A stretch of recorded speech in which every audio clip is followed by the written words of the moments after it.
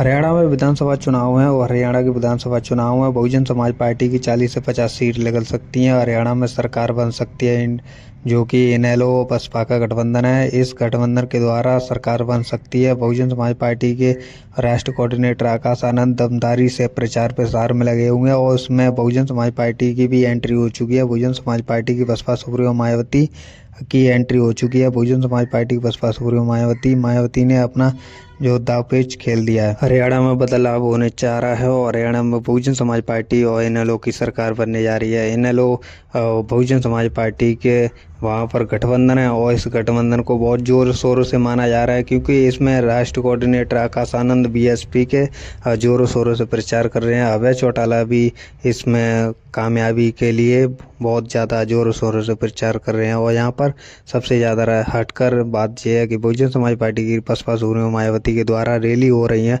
वहाँ पर जनसभा जैसे कि यूपी में बहुत ज़्यादा भीड़ हो जाती है, इसी प्रकार से हरियाणा के अंदर भी भीड़ हो रही है। और इस भीड़ को देखकर ही पता चलता है कि हरियाणा में बदलाव की स्थिति बन चुकी है और बहुजन समाज पार्टी ने त्रिकोणीय समीकरण बना दिया है। त्रिकोणीय समीकरण के हिसाब से यहाँ पर बहुजन समाज पार्टी की और इनेलो की सरकार बन सकती है।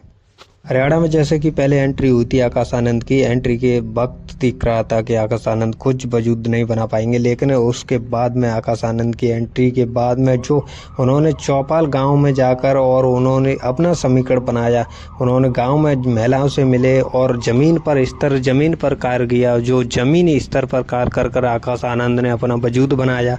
उसमें जैसे जन बच्चे से लेकर कल्याण व्यवस्था तक हर व्यवस्था को उन्होंने बहाल करने की व्यवस्था बनाई है और ज़मीनी स्तर पर हर जैसे मजदूर और गरीब किसान की आवाज़ उठाने की आवाज़ समझी है और उस आवाज़ को ही बुलंद करने के लिए आकाश आनंद ने ज़मीनी स्तर पर छोटे छोटे गांव में जाकर छोटी छोटी जनसभा कर कर उनको प्रभावित कर रहे हैं बीएसपी की तरफ और दलित समाज को जोड़ने की कोशिश की जा रही है। ऐसे ही बहुजन समाज पार्टी का ग्राफ बहुत तेज़ी से बढ़ रहा है। हरियाणा के अंदर जनसभाओं में उनकी भीड़ भी हो रही है, उनको सुनने के लिए बहुत लोग भी आ रहे हैं। और जनसभा में जैसे कि बहुजन समाज पार्टी की बसपा सुप्रीमो मायावती की रैली भी हो रही है, उसमें जनसभा में रैली में बहुत ज़्यादा भीड़ आक्रोश तरीके से आ रही है। उनको सुनने के लिए बहुत भीड़ जमा हो रही है। वो भीड़ को देखकर कांग्रेस और बीजेपी के होश उड़ चुके हैं क्योंकि यह भीड़ एक जनता की भीड़ है, बुलाने वाले भीड़ है।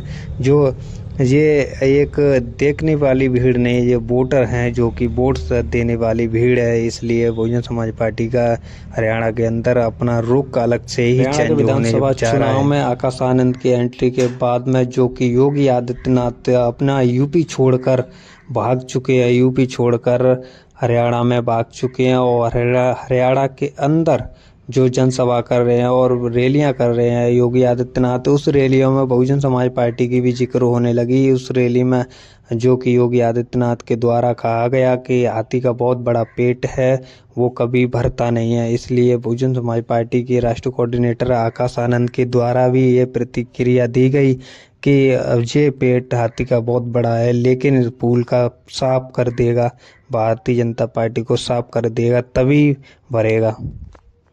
यूपी से छोड़कर योगी आदित्यनाथ को भागना पड़ा और हरियाणा के अंदर भारतीय जनता पार्टी बहुत तेज़ी से वहाँ पर गिरती जा रही है और उसको देखते हुए कांग्रेस पार्टी भी वहाँ पर कुछ ज़्यादा कमाल नहीं कर पा रही है। और यहाँ पर बीएसपी और इनेलो गठबंधन ने त्रिकोणीय समीकरण बना दिया। यहाँ पर त्रिकोणीय समीकरण के द्वारा ही बहुजन समाज पार्टी की यहाँ पर सरकार बनने जा रही है। त्रिकोणीय में बहुजन समाज पार्टी को लाभ होने जा रहा है और बहुजन समाज पार्टी की सरकार बनती है तो उन्होंने जो वादा किया है वो करके दिखाएंगे। उन्होंने घोषणा पत्र में जैसे कि 37,000 जो भर्तियां हैं, 37,000 भर्ती में से सबसे ज़्यादा जाट समाज को 17,000 भर्तियों में भर्ती किया जाएगा और जैसे कि शौचालय व्यवस्था और गांव की सुविधा और जैसे किसानों के पास में खेत नहीं है उनको खेत दिया जाएगा। हमारी वीडियो अच्छी लगी हो तो लाइक शेयर कमेंट ज़रूर करें क्योंकि हम आपको ऐसी बहुत सारी वीडियो देते हैं जो कि बीएसपी के हटकर नहीं, बीएसपी के समर्थन में होती हैं क्योंकि बहुजन समाज पार्टी एक ऐसी पार्टी है जो कि सबको साथ लेकर चलती है। सबका साथ सबका विकास बहुजन समाज पार्टी के द्वारा होता है, ना कि भाजपा के द्वारा।